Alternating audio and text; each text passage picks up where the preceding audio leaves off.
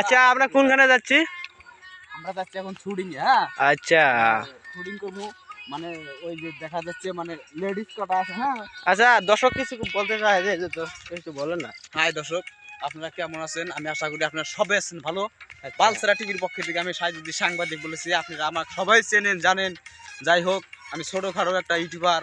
আচ্ছা যাই হোক, তে আমার ভিডিও যারা যারা দেখতে আছেন বেশি বেশি কমেন্ট করে দিবেন, বেশি বেশি শেয়ার করে দিবেন। আচ্ছা আমাদের আজকের শুট এখানেই হবো, আপনারা ফিল্ডটা দেখেন। আচ্ছা এখানে আমার ইউটিউবার দা এখানে শুট করবো আজ, আমার ইউটিউবার দা এটা।